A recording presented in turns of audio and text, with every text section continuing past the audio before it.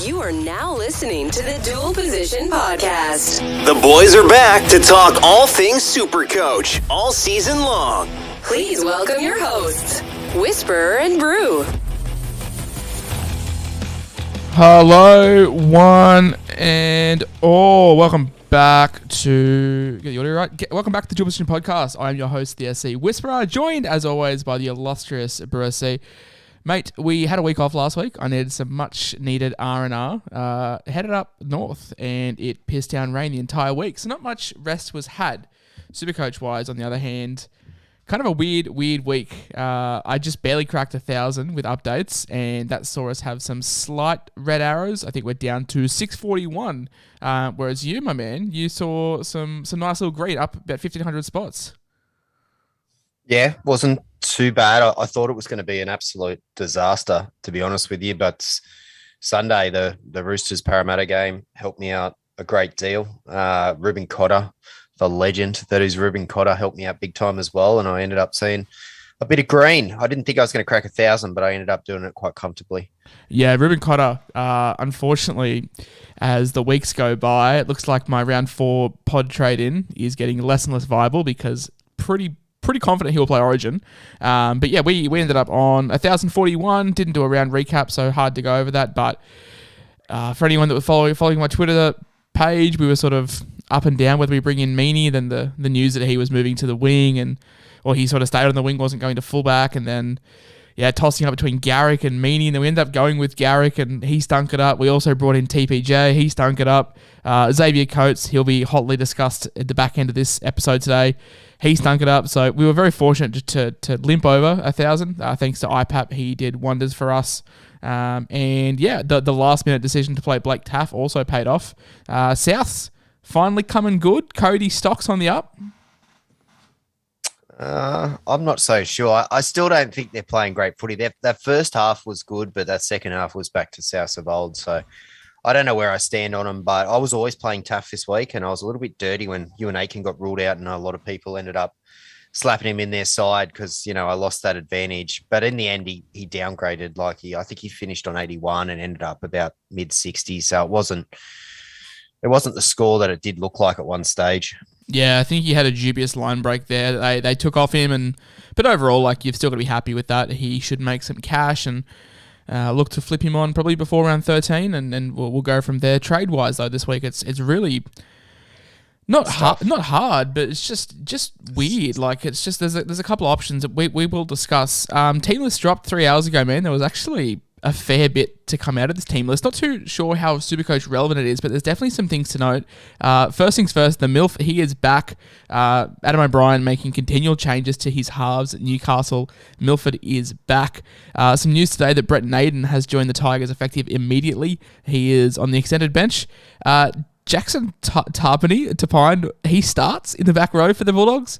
Not the Cheapie I was expecting to see, because obviously now all the developmental players are eligible to come into the side. I was really hoping for Kiraz. Yeah, I was hoping that we'd get to see him, but no sign of him, especially with the Naden leaving. Nothing for him.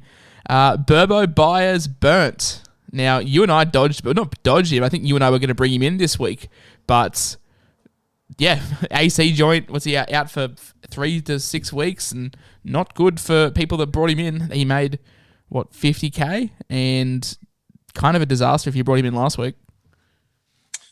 Yeah, I think he's probably still the best centre option they've got. I've actually quite liked what I've seen from him, but as it turned out, obviously, he got a case of the injury last week, went down. He's not there this week. I was planning to actually bring him in this week. It was going to work for me with what I wanted to do, and now he's not there, and there's all these cheapie options that have popped up.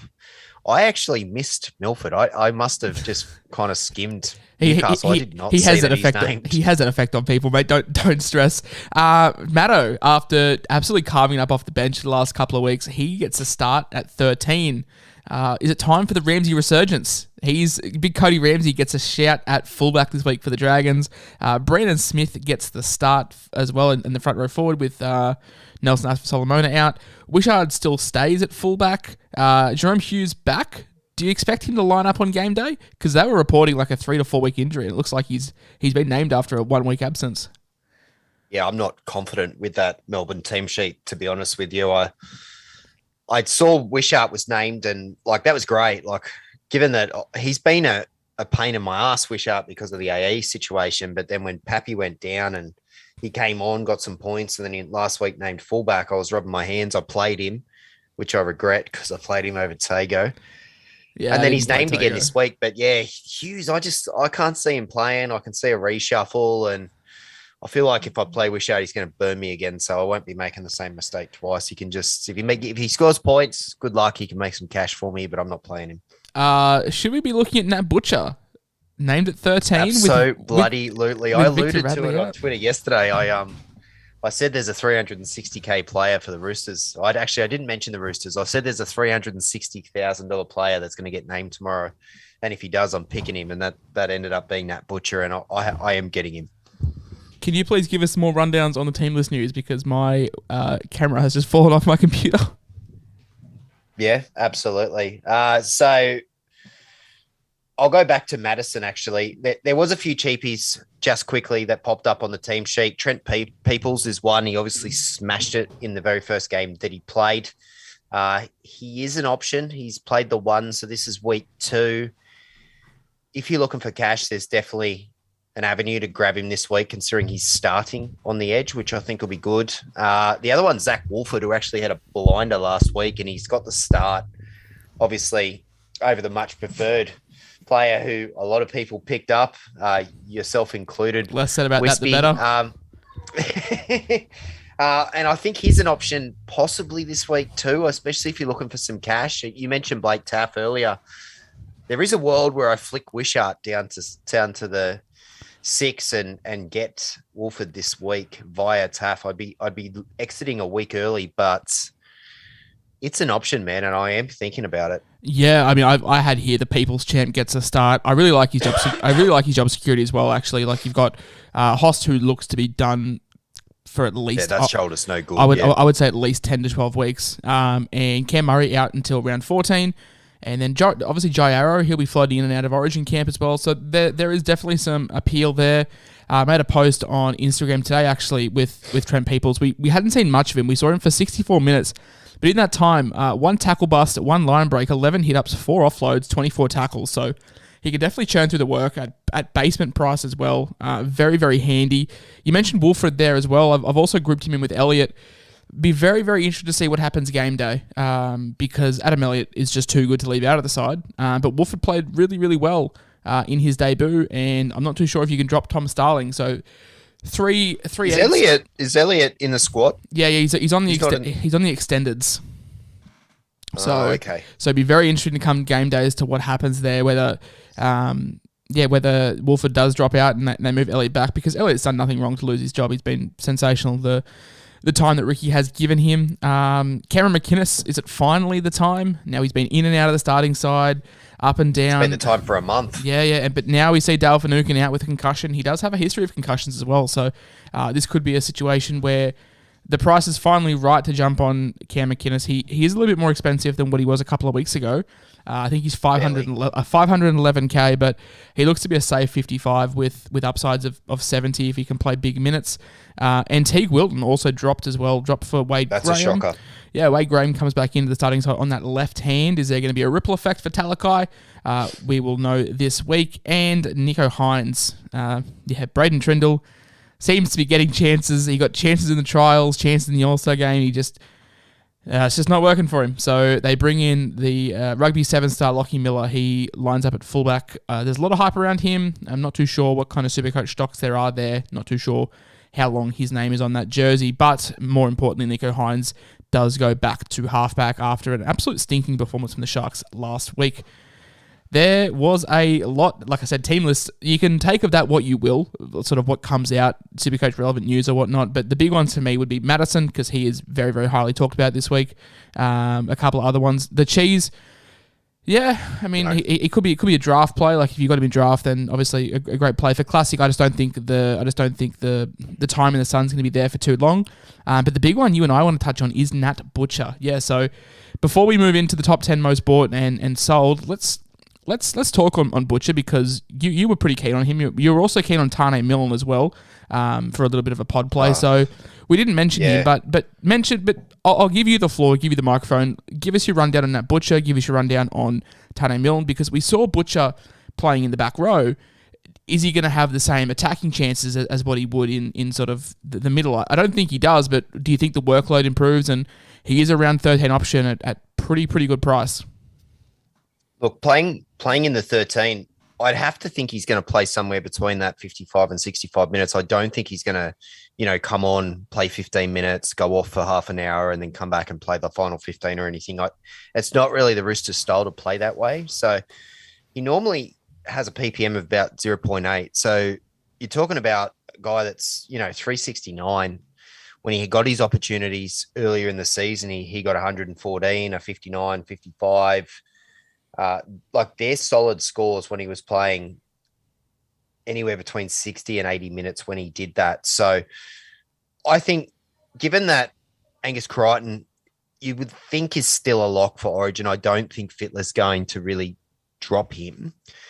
Like form-based, you could warrant dropping him from Origin, but I just don't see Freddie doing it. So I'm pretty sure he'll play Origin. Just keep the winning formula that worked last year. Like there's no Angus hasn't done anything to be dropped. Like he hasn't done anything to start, but I don't think you lose the bench spot.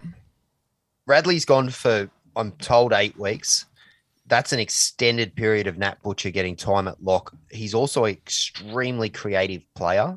So I do think that he's going to get some occasional either line breaks or line break assists just through the way that he does play. It's money for jam for me. I can easily see him pushing up to a 500K player, that you'll make, say, 125 to 150K, but you'll also get that round 13 number. Definitely. He'll get big minutes on that particular weekend, I'd suggest. So for me, he's a steal. Owned by 1% of teams as well, by the way. Yeah, like at the start of the year, we were talking about him in those first few rounds when he won that edge spot, seemingly won the edge spot. We were like, shit, like is Nat Butcher, is he the guy this year? Like do we get on him? Well, now he's gone to the middle. He's got an amazing work rate. So I don't see why you wouldn't jump on at that price. If he's going to punch you out, say 50 to 65 points a week. We were just talking about McInnes and what McInnes has done. Well, there's a 150K option cheaper who plays the first buy. So for me, it's an easy decision. Yeah, definitely. I would also be going Butcher over McInnes now with the news. Like if Butcher had the handy front row forward duel, it'd be much more enticing. But I guess, is he a play? If you bring him in, is he a play, or should your squads be deep enough now where you can just sort of have him on the bench? I think it depends on your injury situation. If you're carrying people, I know some people are still carrying Murray. I did end up selling Murray last week to Tavita Pangai. Good job, TPJ. I wasn't cranky at all the other night. Yeah. But I for one, I'm carrying Pappenhausen. I'm not selling him. I'm one of the crazy few that is going to hold him for the 6 weeks that he's out. I know it's $1 million on my bench, but I'm doing it. I don't want to have to find that cash later on to get him back in when he's the highest averaging player in the game. So I'm holding him. And in doing that, I am having to carry some weaker players. I'm having a player, Tavita Kula or, Isaac Tago, I suppose. Last week I had to play quite a weak bench. I'm fixing that this week, but I don't mind playing Butcher. I'm going to play him as a choice this week in my 17. Awesome. Now tell me also about your other pod in Tane Milne. Now, obviously lighting it up, Parramatta. South's using both their edges quite effectively. AJ got a fair few points last week, so did Tane Milne, Campbell Graham, and obviously Jackson Paulo as well, lighting up in the centres. They're floating both sides. Ilias is getting his hands on the ball more and more, and Tane Milne has definitely risen in your ranks, and you were quite high on him. Yeah, absolutely. I'm trying to figure out a way that I can get this guy into my side and get Nat Butcher into my side this week. They're the two people that I want to bring in. The difficulty in doing so is that I would probably have to sacrifice one of Talakai and Katoni Staggs, and I'm trying not to do that. I feel like it's a little bit sideways to do it, so I'm trying to figure out other options. That's why I mentioned that Trent Peoples or a Wolford could come in for me this week, because, by getting one of them, I can get Milne, wait a week on Butcher. But Milne over the last 2 weeks has scored a double in both games. He scored 93 and 104. Now, he's not going to score a double every week, but scoring a double in the 2 weeks that he's been over there shows that they do like to attack to the right side. They seem to prefer to go to the right side from watching it as an NRL fan. And I think that's because Taff is a lot stronger playing right side than he is left side. So whilst Latrell's out, I do feel like that's going to be their favoured side. Their draw is good. They got Canberra this weekend. I will note that Canberra right side, so the side that Milne's playing against, Canberra's actually number 1 for defence on that side. So there is a disclaimer going into this week for that. But then they got the Tigers, Gold Coast, St. George, Parramatta, who can obviously still leak points, Newcastle Bulldogs. And then at round 19, it gets a bit harder for South. So it's an extended period of good games. So with a minus 45 break even, I think it's now or never for Tane Milne. And I'm quite keen to go there. Yeah, 100%. If you got the jewels to make it work, you can trade it like a Tuolagi, or even like I'm trying to think of even a Randall. If you got the jewels, like if you own a Cotter, you can like move Cotter up to hooker, and you can move some jewels around and bring Milne in that way. So there's plenty of these cows that have peaked that you can slaughter them for to upgrade to a Milne or to a Butcher, and hopefully that they can generate you another 150, 200k, and then you just keep banking that money and moving into post-origin. Let's move into the 10 most bought players this week, and number 1 is the aforementioned Ruben Cotter. Now, I brought him in back in round 4.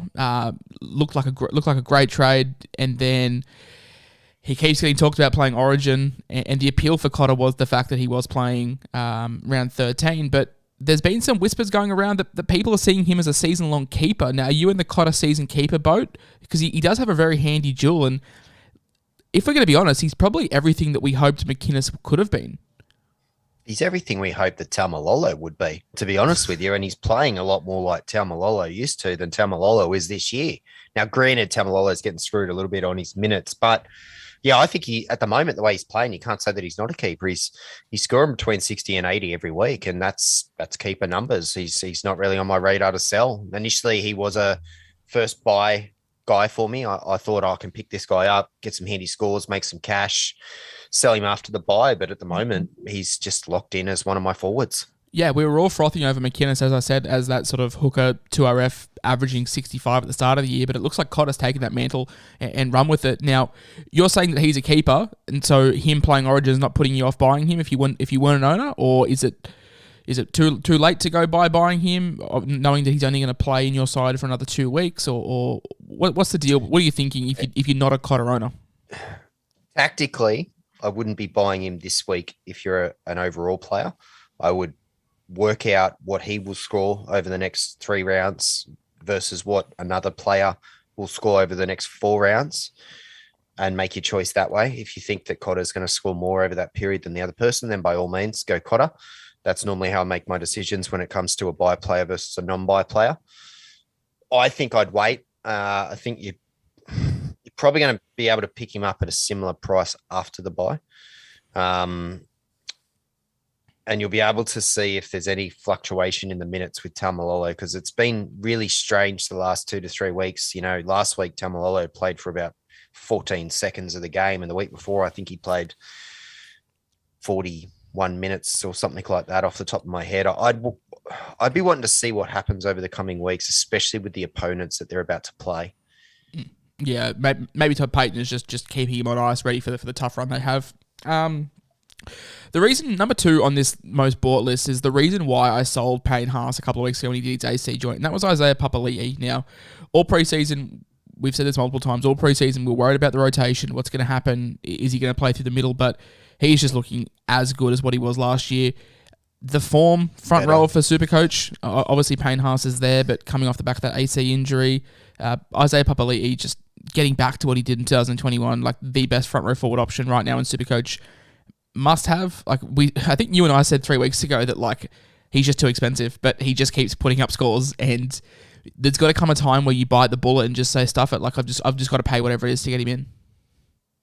He's what David Fafita was last year, except he has base. Way more consistent. So if Fafita was a must-have last year, and we all thought he was, and we tore our sides apart if we didn't own Fafita to get him, then that's Papali'i this year. Eels also have a spanking good draw coming up too. So I'd say there's a fair chance of more pies. Number 3 on this list, I'm not too sure. Look, I want to own him, and I probably will buy him in the next 2 weeks, but I don't know if this week is the week to be buying Joey Manu.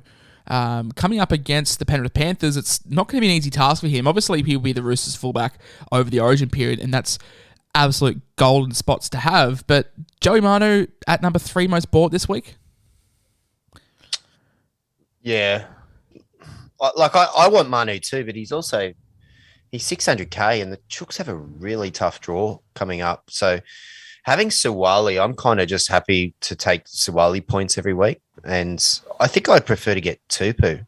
Like Tupu's about 100k cheaper, I think. And, they like to attack the edges. And yes, I get Manu will play fullback, obviously, in round 13, but it's only one round. And his average will be strong enough to keep him anyway, but I reckon I'll be able to pick him up for 100k cheaper at some point. So that's going to be my goal with Manu. Yeah, we're still paying the price for his back-to-back hundreds a couple of weeks ago. And when they drop out of his average... Let those fall out. Yeah. Let those fall out and pick them up. Now, number 4, you and I might have different opinions on this. We haven't actually spoken, Ryan Madison. Are you in the yes camp or are you in the no camp at 660k, finally getting the start in the middle? Oh, look, I went to Parramatta versus Penrith a few weekends ago, and I watched Madison play, and I wanted to buy him after that performance. So I actually looked at him last week. I just didn't have the balls to do it because he's coming off the bench. Now that he's named to start at lock, it'd be interesting to see what happens this weekend. I bet you he doesn't score a try this weekend, and he scores, 50. A 55 or something like that after everyone's jumped on him. That said, yes, I think he is a buy. And if I had a boost or something this week, I'd probably do it, but I don't, and I've got more pressing issues. So I'm not buying him this week, but yes, I support his trade-in. I'm in the opposite camp. Now, 1.4, 1.3, 1.8, 2.0 ppm in the last 4 weeks. It's just simply unsustainable. 660k for a guy playing through the middle in a pretty gross matchup. I am not sold. I know he's been producing the numbers, and I know that it all backs it up, but I'm just looking at its ppm, and I just don't see it being what it is. I think we're paying 60, 70k just too much for Ryan Madison personally. That's just my tidbit. I can definitely see why people are keen on him. So if you're going to put in the comments, can I counter that? Of course. If you put in the comments, if you give me all the reasons why Ryan Madison is a buy, I'm definitely not going to turn you down. It's just not something that I'm committed to. It's just 660k. Look, he might peak at 700. I just don't know the longevity. Like you said, the base is cool, but the base might be 50, whereas IPAP, the base is 70. You know what I mean? I'd rather just pay the extra cash and get an IPAP. Agree, but you mentioned that ppm not being sustainable. Papali'i's ppm is 1.4, 1.2, 0.7, 1.8, 1.1, 1, 1.2. Yeah, but so that's not 1.4, 1.8, 2.0 though. 2.0 ppm, which is what he got last week at 107. He's only playing if Ryan Madison was playing 70 minutes, yeah, awesome. I'd be all over it. But he's played 38, 55, 50, 54 minutes. So he's kind of the glass ceiling is kind of over his head with the minutes, and I still think Nathan Brown is going to command some stuff through the middle as well. I'm just not too sure. What was his average minutes over those last few weeks? I'm just looking at something. Like I said, 38, 55, 50, 54. So he's a low 50s in the last couple of weeks, and I'm just worried that he is very, very reliant on attack, and the base might just be a 1.0 ppm. Which, yeah, that's cool, but if we're just getting 50 to 55 points out of Matto, no attack at 660k, is that it? I don't think his minutes will change very much on those recent few rounds then. Looking at Nathan Brown, he hasn't played over 57 minutes in a game since round 7. Yeah, that's my concern with 660k Ryan Madison. I get it. It's a risk. You would have been better off doing it last week, but I can see the upside there with him starting lock now. A risk also is Viliami Kikau, Mr. Rocks or Diamonds himself. It seems like it's more diamonds than rocks this year, though. So the bloke who was all attack week in, week out last year, seems like he's putting it together more consistently. He's the 5th most purchased option this week. Yeah, look, he is. But I remember like 2 or 3 weeks ago, everyone was going, oh, bloody Kikau. Like, I'm going to sell Kikau. And that was after a month earlier. Everyone was like, oh, I got to get Kikau. This is just what the dude does. It happens. He just goes on runs of tries, and yeah, he's doing it a lot more consistently this season than previous seasons. I get that, but I still don't think he's a buy at 600K. If you own, he's definitely not a sell. If you don't own, I'm not going out of my way to buy. It's one of those if you have him, just hold him for the year, because this is what he's going to do. He's going to go up, he's going to go down, he's going to go up, he's going to go down, but I'm certainly not buying him right at his up. Now, someone else that we had a lot of preseason hype for, Selwyn Cobbo, number 6 most purchased option this week, has finally put it together. The Broncos are looking very, very good. Broncos Nation will be very happy with him. A lot of points going to Cobbo, not so much going to Stags. Is Cobbo a buy? Are people licking their wounds and rebuying him after selling him? No, he's not a buy. He's not going to score 2 or 3 tries every week, and that's what he's been doing in recent times. He scored a hat-trick last week. He scored a double the week before that. I'm pretty sure he scored 1 or 2 in the 2 weeks prior to that during this Broncos run. It's not going to happen week in, week out. Teams are going to learn that they've got to pay more attention to this guy and shut him down a little bit. So he's going to be quite Saab-like, I think, from last season. When he's on, he's going to get you 80 to 120 points, but when he's not, he's going to get you an absolute stanker. And if that's the case, I'm not paying 450, 470, whatever he's priced at now. We'll try and wrap up the top 10 most bought with a couple of quick fires. Number 7, Joseph Sawali. I'm surprised to see him on this list, actually, because I just assumed that everyone would have already owned him. Yeah, exactly. If you didn't buy him as a bottom dollar cow, don't buy him now, because he's nearing his peak price wise, so I don't see the point. Number 8, I expected to see a lot higher in Adam Reynolds. I honestly thought people would be getting all over the Adam Reynolds train after 2 pretty good scores. Yeah, when I scrolled in to my team earlier, I saw the most traded in, and he was on that list. I'm like, guys, what are you doing? Like, seriously, he's playing good, and we might be biting our tongue off, like, you know, maybe he is a Supercoach guy this year, but I can't do it. Every team that like sent me their teams in preseason asking for advice that had Adam Reynolds, I would just slam them. I just say, like, why? Like, what? He did nothing at South to a better side. Like, what's he going to do at the Broncos? And now, like, he is doing it. So fair play to him. He's got more try assists through 10 games this year than he did in the last 2 seasons. What the hell? Hey, this one reeks of people licking their wounds. Number 9 most bought, Isaac Tago, after being one of the most sold the last couple of weeks. I didn't play him last week, but I didn't sell because I wasn't crazy. But, of course, we play him every week, and then all of a sudden we don't play him, and he comes out and does what Tago did in rounds 1 to 3 and just killed it. Are people licking their wounds here with the 9th most purchased player this week? Yeah, look, guys, I'm guessing you've still got Talon May, so just hang on to that. And if you want to get another Panthers player, go get Crichton. Don't get Tago, because Crichton's the better option in my opinion. Or get Tane Milne, same price. Like, don't fall on your sword and get him back in because he gets a ton after you sold him. The last, or the 10th most purchased player this week, Dejan Arce, going up in price this week, I'm pretty sure. I am concerned. Went up price last week. So we're getting another price this week. I am concerned with the arrival of your boy Ronald Volkman, and obviously Chanel Harris-Tavita waiting in the wings. I'm not too sure if Arce is a buy. I understand it because he does have centre wing eligibility, but the Warriors suck, and he's not the half I'd be chasing. Every time I hear that guy's name on the commentary, I think of the late great Tony Gregg. And I just want to yell out, "You're Aussie borsted." I love it. Look, I looked at him last week and I really wanted to get him. And then I ended up going the 2 stud options. Of course, Pangai ended up getting me 30. But there's risk there. But honestly, if we're going off form, Volkman should be replacing SJ, to be honest. Yeah, unfortunately, it just won't happen. Arcee's had good form, bro. He's been playing pretty good for them. If they drop him, they're mad, man. I just don't think the Warriors are any good. Like, I wouldn't be buying many stocks in them at all. No. Hey, that's going to round out the top 10 most bought. Hang with us for a short break. Brew and I will be right back in, 2 or 3 minutes. Stand by. The stream won't end Podcast listeners, we will just cut you out. So we'll be back in a very, very short time.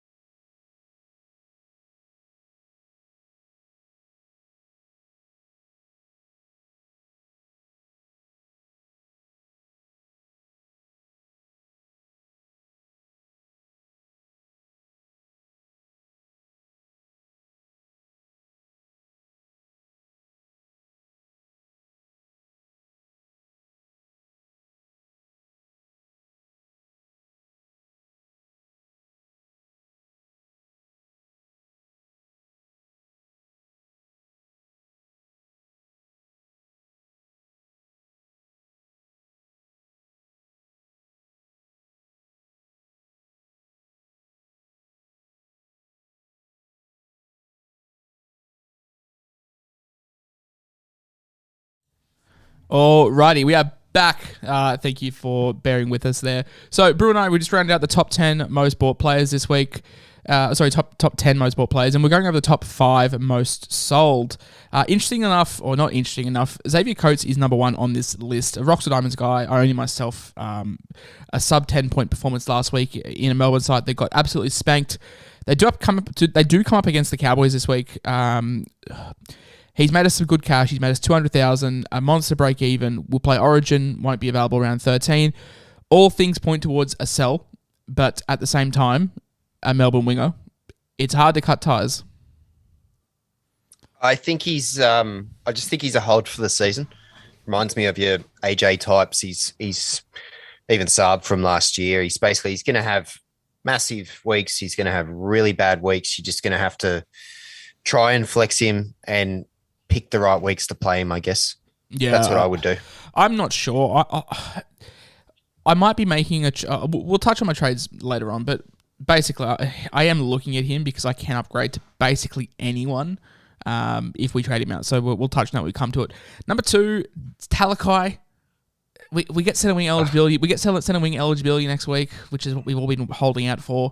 I understand it's frustrating, but just think of him as a center wing. And Supercoach Guns, Nathan, he gave a great analogy. If a center wing is getting you 50 points without attack, you love that.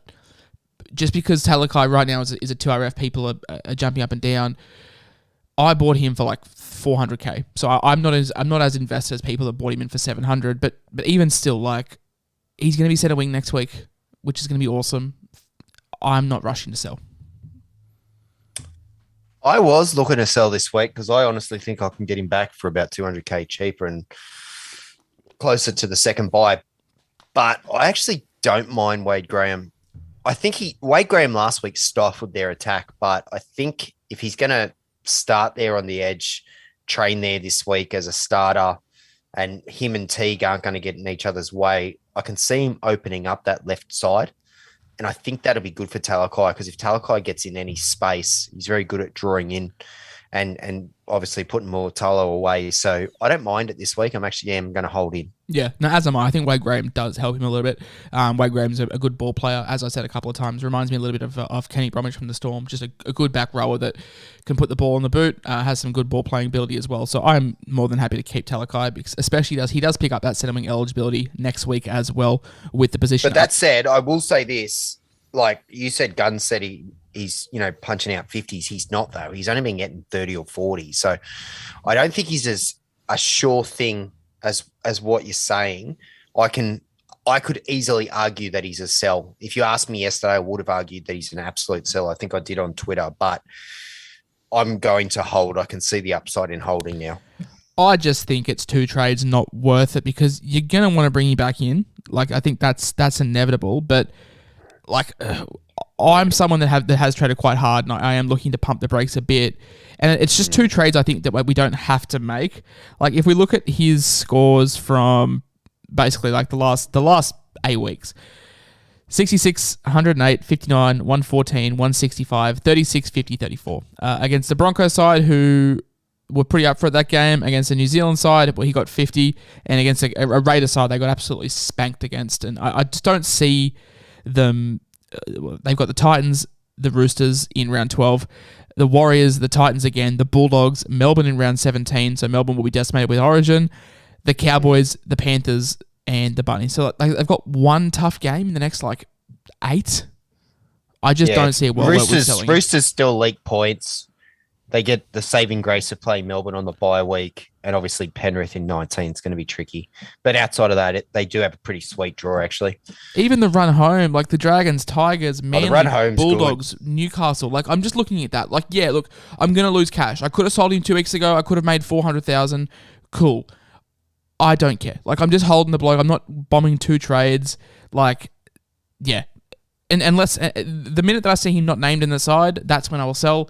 I don't think I can cut ties with him, especially when he gets centre wing eligibility. We put him down there, stash him away, and I think we're good for basically the run home. Number 3, though, I do agree. Chris Randall. It's time to go. It was time to go a month or 3 weeks ago. It's time to go now. He's done his job. Jaden Bradley comes back, I think, in a couple of weeks as well. So, Randall, thanks, but it's time to pack your bags. Yep, sell him to Wolford. Ooh, that's spicy. Sell him to Cotter if you got the cash. Number 4 is King. I haven't put it here, but I know it is Max. And I can't understand this one. Max King, he's going to play round 13. He will get us 45 points. Actually. And then we move him on. I'll shout one out. Sell Randall to Reece Robson. And thank me later. Yeah, I'm seeing a lot of Reece Robson love on Twitter. I'm not a fan. Not a fan. I am a fan. Not at 560k. I'm not a fan. It's a small upgrade. Yeah. Okay. Max King as a sell. I'm a hard no here. Sell him in round 14. Yeah. Exactly. And number 5, Will Panasini, is the 5th most sold player. Had a bit of a run there. Had a good 3-week run. Had a bit of a comeback. Why? I'm not an owner. Why are you selling him? I'm not an owner. I sold 3 weeks ago. I sold him at the perfect time. Actually, he did end up scoring okay in the coming weeks, but in hindsight, that was his peak price, so it was the right move. Para's got a pretty good run coming up to the point where I actually toyed with getting Mitch Moses back in this week. That's how good their upcoming run is. Not ooh, stinky. Mitch Moses at 550, guys. Yeah. I don't know. I wouldn't sell Panasini right now. I feel like if I would help, sell Panasini if you are getting a Mulatalo, Garrick, Brian Toto, but time it. Yeah, no, I wouldn't be. Timing right. I'm trying to think, who are some centre wings here? There's in the top 10, there's Cobbo, there's Arcee, there's Suwali. I wouldn't be selling Panasini for any of those guys. No. Kill. Good afternoon. This is your captain speaking. Captains. Now, last week, the most popular one, Nico Hines, flopped. Nathan Cleary flopped. Teddy didn't. Teddy Not did. 81. Cleary?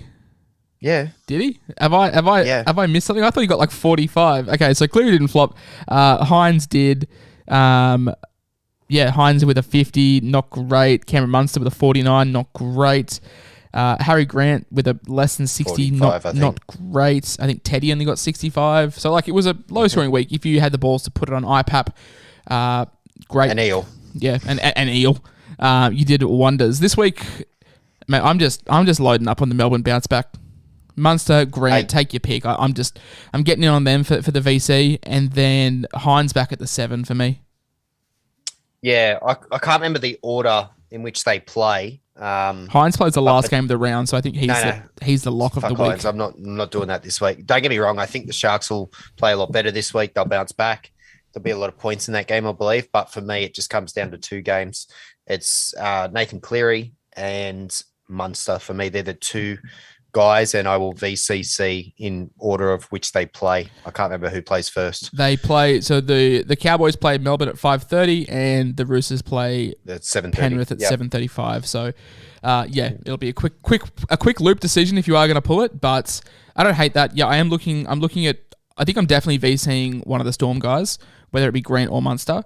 And then I was tossing up between Cleary or what's his name, Hines. Hines against the Titans could be good. Are you expecting a good defensive performance from the Roosters, or are you expecting there to be points?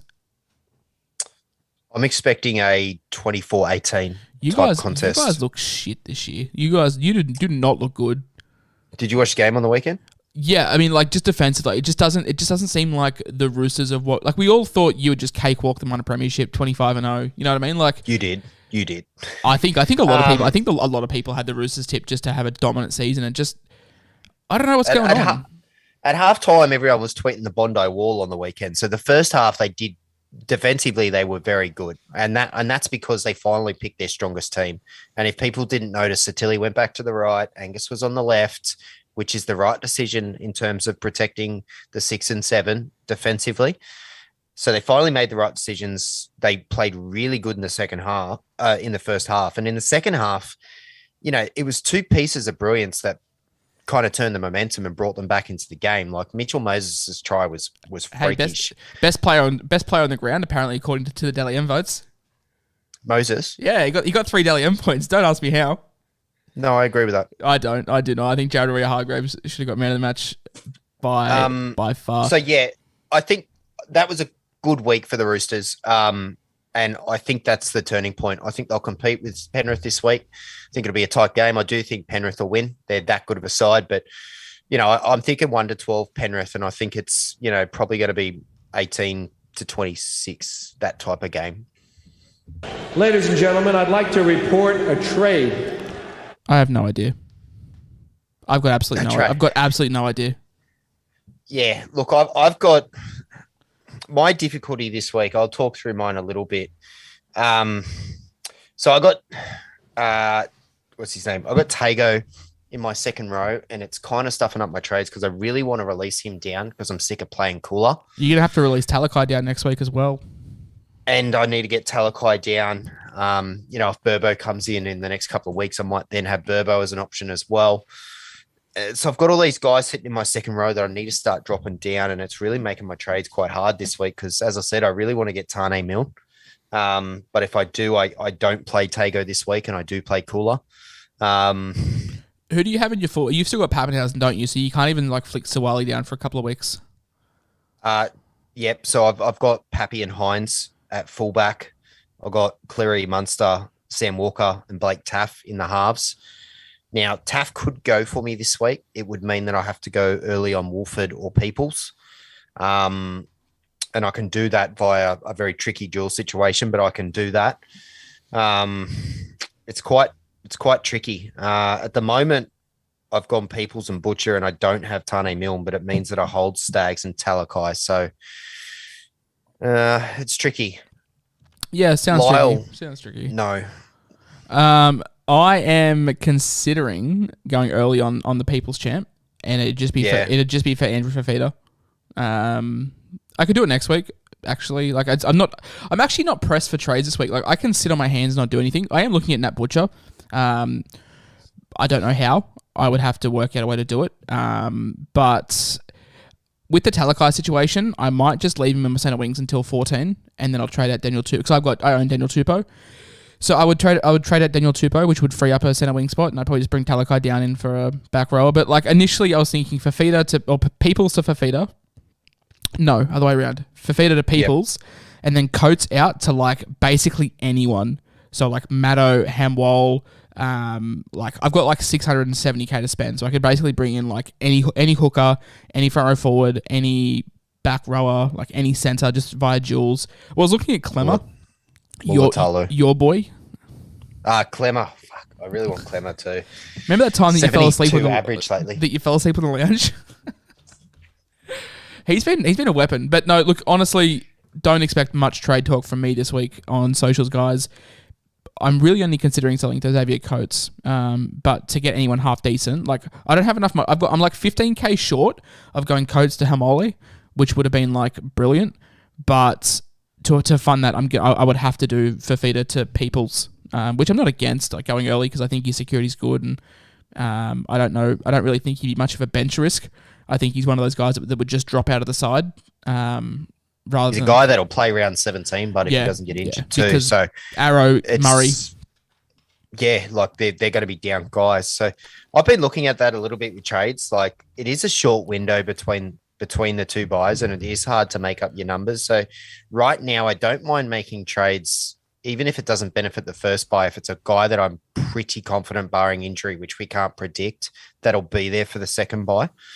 That's why, like a Milne this week, I don't mind getting in because I feel like if I don't get him now, it's going to be a while before I can afford him. But I know he'll be there. Well, it'll basically be this south side minus Jai Arrow because Latrell you think will go into camp, Cody won't go into camp, Taff will play fullback, Cam Murray's already out, Arrow will go into camp. Like so, we're not really missing much from south. So I don't hate that. How many numbers are you looking at for 13? Because I'm thinking I'm going to have 12 or 13, and I'm kind of cool with that. Like if I have 12 or 13 players for the buy, I'm pretty happy with that. 13, I'll have 14 to 16. Cool. Well, mine depends on Cotter. I think if Cotter doesn't get named, I've got 14. So we'll go from there. But let's move into some spicy hot takes. My first one, my man. I've just got Melbourne to put 40 on the Cowboys. I don't know how hot that is. I just think the Bellevue bounce back is going to be there. It's going to be real. That is spicy, and I don't think that'll happen. My first one is that Turbo limps through another game, even though it's just a cork. Just a cork. Just a cork. It's just a freaking cork. He will, again, cop a hit, and he will limp through another game, and he will score sweet fuck all. That is my prediction for Tom Turbo. I've got Adam Reynolds under 50. I just think it's the curse of Supercoach. Two good games, and the hype gets real, and just under 50 this week. Yeah, I can see that. It's one of those things when you jump on the hype player, that's what happens. My second one is I've got the Eels winning 13 plus, and I've got Gutho scoring a try and going 90 plus this week. He's been a bit quiet lately. I've got our boy Cam McInnes over 65 back in the starting role. That's probably not very spicy, but I just think that's not spicy. Okay, over 70. Over 70. We'll go 1 ppm. I'll take 70 plus. All right, 70 plus. And my final one is that Nathan Cleary turns up this week against the Chookies.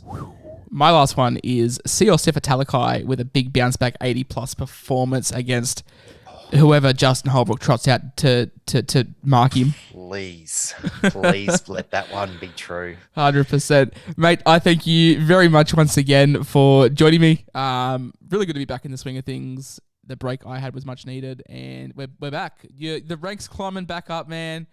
I'm on the slide. I think I've had 3 weeks in a row where I've had red arrows, but thankfully they've only been like minus 50 spots, minus 30 spots, minus 100 spots. So I think we've slid from like 400th to 641, and you're on the rise. So only 300. Slowly. 300 or so points. I'm literally like one or two like captaincy choices off, like being top 1,500. It's so frustrating. Let's just can't make the right moves. Let's just hope for both of us that TPJ scores a double. Oh, fuck. Let's just hope he plays 65 plus minutes, and then I'll be okay because he'll score 60 plus if he does. I didn't watch much footy last week. What happened? I saw he went off, and then I saw him came back on, and I saw him go off again. Was he just gassed or was he injured? All right, so this is my view just watching the game. He looked cooked after about 10 minutes. He was on his haunches. And I was sitting there going, how humid is it up there in Brisbane? And then by about the 18th, 19th minute, he's off.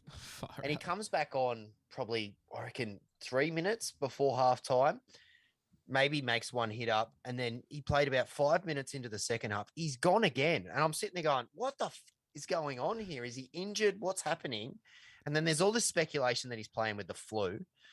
And then he ended up coming on, I think, for about the final 8 minutes. And I just sat there and went, what the hell was this? This guy's been playing like 70 to 80 minutes all season. I buy him and he's on the field for like 30 minutes. No, what the hell? Tell me about it. I spent like $1.3 million on my trades last week, which in Garrick and TPJ for a combined like 45 points. So it was not good. But hey, let's hope for the TPJ bounce back factor. Let's hope for a bounce back factor in general because I don't really want to score 1,000 again this week. We were 1,400 this week. We were doing well. Brewski, mate, thank you very much. We will hang back for another 10 minutes or so on YouTube, as we always do. But for anyone listening onto the podcast, once again, thank you so much.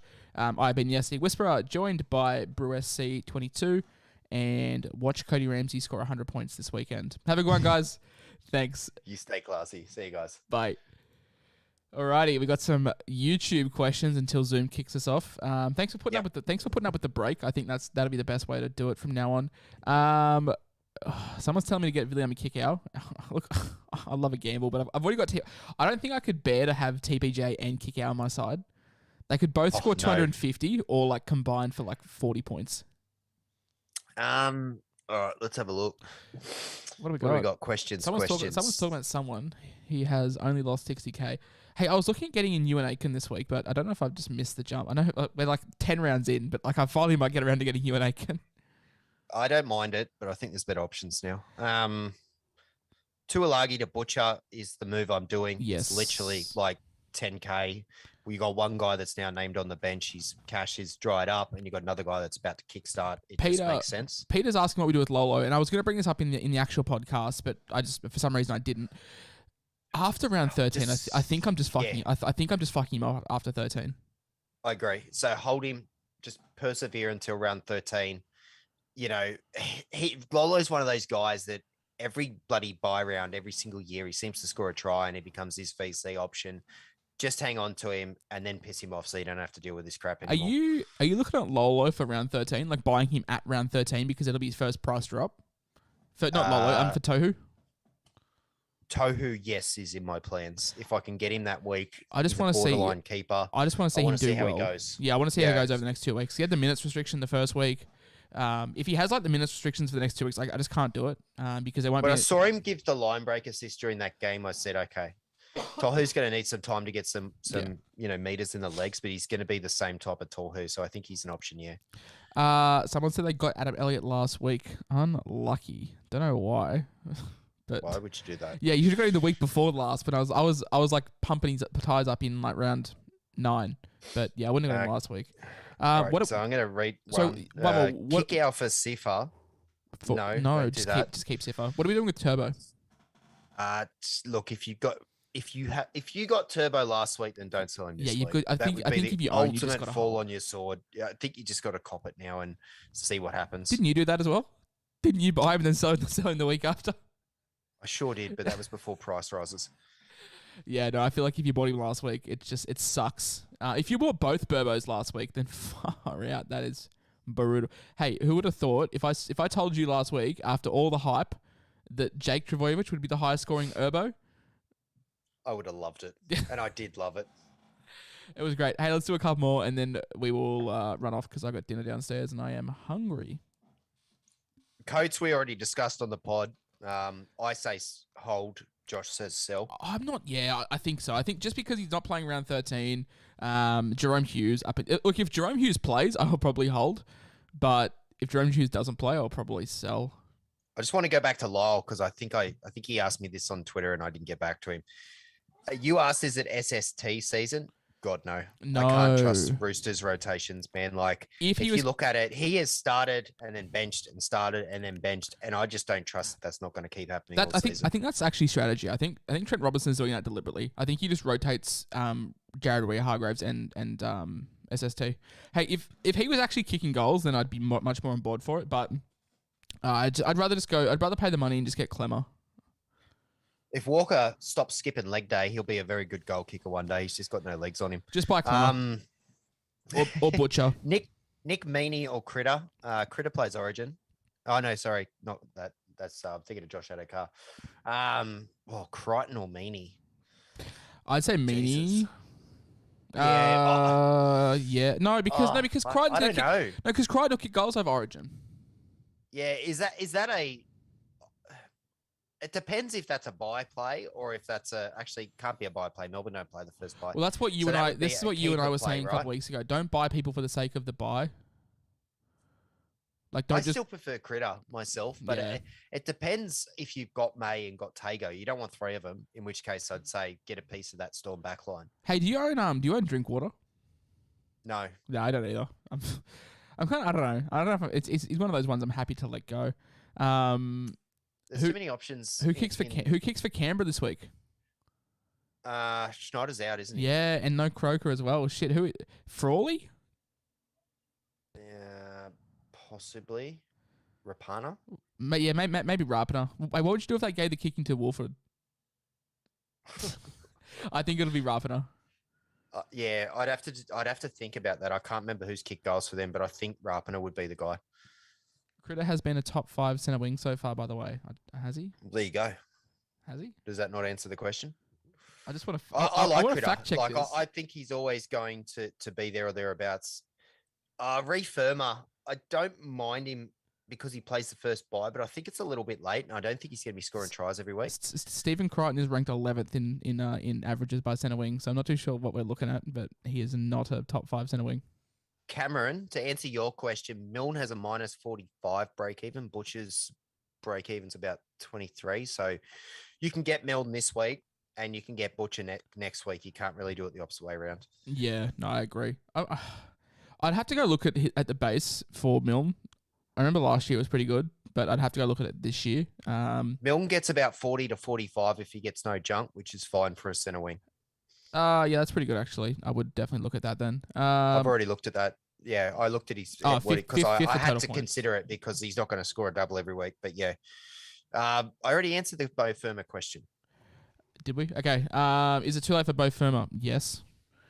Stop asking the same question. I will block you from the chat.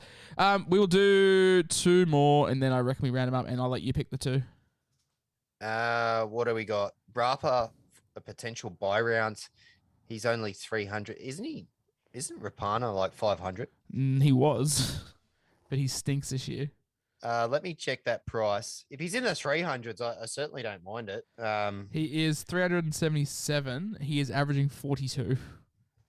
Yeah, look, it depends. Like, what's wrong with Schneider? I actually don't know. Neither do I. How far I'd have away to is find Fogarty? out how long Schneider's out how for. far away is I Fogarty? need confirmation that Rapana's going to be kicking long term. Like at the moment, that's a wing and a prayer stuff. So I don't think so. How far's Fogarty away? Fogarty was supposed to be back somewhere between 12 and 16, I think. But I haven't heard anything about him. All right, we'll do one more. Murray to Madison. Let's answer that question. Murray to literally fucking anyone. Isn't he out for like 4 weeks? I'm not holding Murray. I think you're crazy for holding Pappenhausen, let alone holding Murray. So I'd just be moving on Murray. Yeah, I'd be moving on Murray just because he does normally lull a little bit during the bye period anyway because of Origin, and his minutes do come back a little bit. I'd be looking to get him either somewhere between, say, just before second bye up until 19.